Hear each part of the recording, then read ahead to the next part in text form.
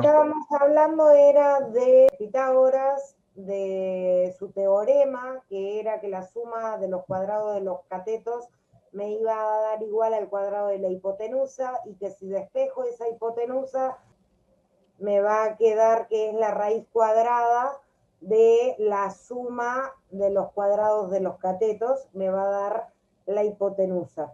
Habíamos planteado que a alguien se le ocurrió por ahí que qué pasaba si los catetos valían 1, hacen los cálculos y llegan al valor raíz de 2.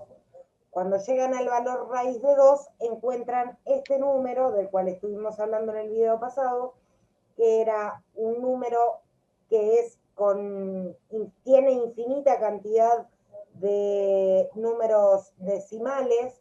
Nosotros vamos a ver siempre una cantidad acotada dependiendo la cantidad de dígitos que tenga el instrumento con el que lo estamos calculando, pero lo importante es que nunca vamos a poder llegar a el número exacto, y por eso habíamos escrito este símbolo que está acá envuelto en circulitos, que significa aproximadamente. Si nosotros no queremos poner un valor aproximado y queremos poner un valor exacto, tenemos que escribir ese número como raíz de 2. Raíz de 2 es un número exacto y es un número que tiene como característica que no se puede escribir como fracción porque no tiene ninguna relación entre todos sus decimales. Es un número infinito porque tiene infinita cantidad de decimales, pero no puedo predecir cuál es el decimal siguiente. Yo me pongo a hablar, por ejemplo, un tercio, habíamos quedado también allá a lo lejos, que si yo veía un tercio y hacía esta división, esto me daba 0,3 periódico, y ese periodo lo que decía era que tenía infinita cantidad de 3. O sea, lo que tienen en común un tercio y raíz de 2 es que ambos son números con infinita cantidad de dígitos. Sin embargo, a un tercio lo puedo escribir evidentemente como una fracción, porque al tener una secuencia en sus números, puedo hacer que se vuelva una fracción, que recuerden que los números periódicos los íbamos a dividir entre 9 o cosas parecidas a 9, 9, 99, dependiendo de cuál era el periodo. Lo que tiene raíz de 2 es que no lo vamos a poder escribir como fracción. Estos números que no se pueden escribir como fracciones aparecen para romper los esquemas de esta gente que tenía todo tan claro y tan decidido, y que habían puesto a sus números racionales que tenían que ver con la razón. Se pueden razonar, se pueden interpretar, los puedo llevar de un tipo de número a otro, a estos números que no sabemos ni qué son ni cómo se hacen, y durante muchísimo tiempo esos números estuvieron escondidos hasta que salen a la luz con el nombre de números irracionales, y a eso es a lo que íbamos. Esto es una I con doble raya, como si fuera un 2 romano.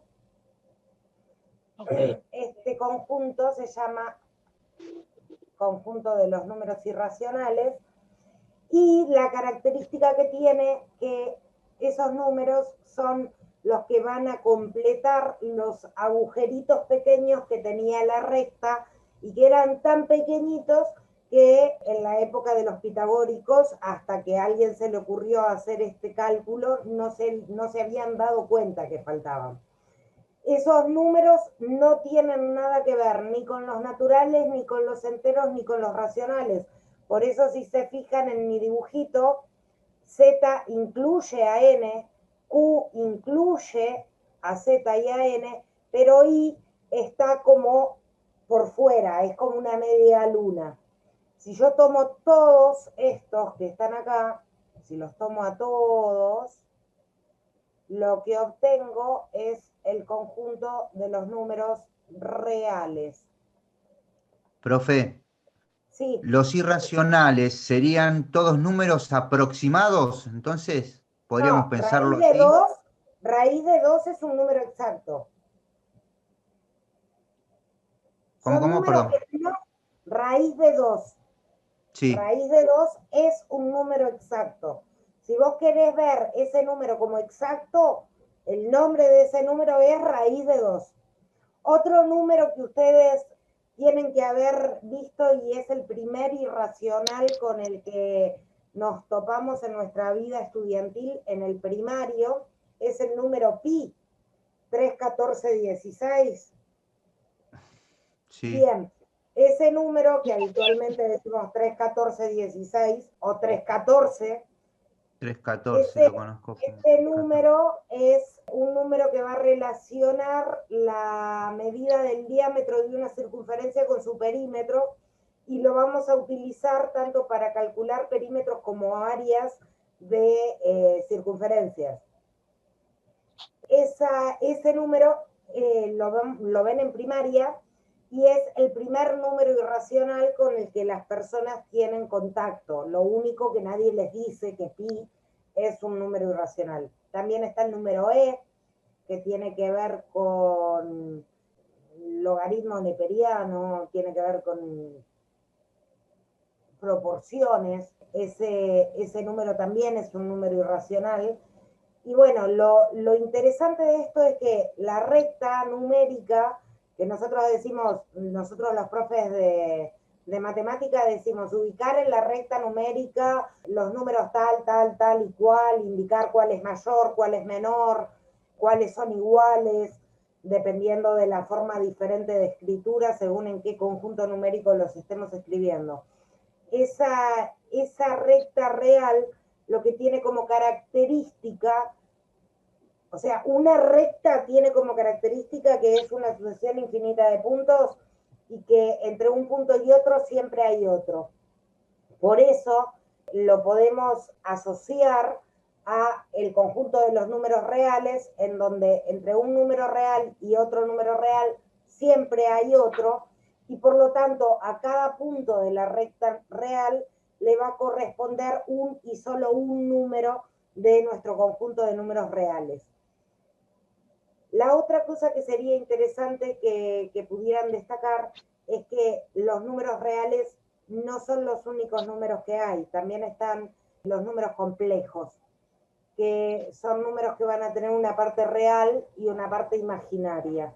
Si ustedes estuvieran en un secundario común, esto lo verían. Acá en fines no vamos a ver números complejos, pero a mí me gusta que ustedes sepan que la recta real no termina con los números ahí, termina con los números con los que nosotros trabajamos. La recta real se termina ahí, ahí queda. Pero hay otro conjunto más, que es el conjunto de los números complejos, que excede a la recta numérica. Y ese conjunto de los números complejos va a surgir básicamente por raíces pares de números negativos.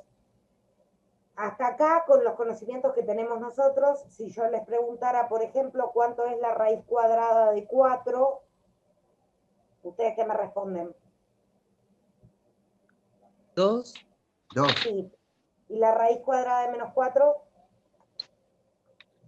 Menos 2. Si yo hago menos 2 por menos 2, esto me da 4. O sea que no, esto está mal. Ah, cierto. ah, No sé quién me está diciendo allá a lo lejos, pero alguien dice no existe. Fernando. Fernando, perfecto. La raíz de menos 4 no existe dentro del conjunto de los números reales. Por este tema es que surgen los números complejos, para solucionar esta no existencia de cuando las raíces son pares y los radicandos son negativos. Por eso es que surgen. No les voy a hablar mucho más de los números complejos porque como les comenté no nos compete, pero quería que supieran que hay más números.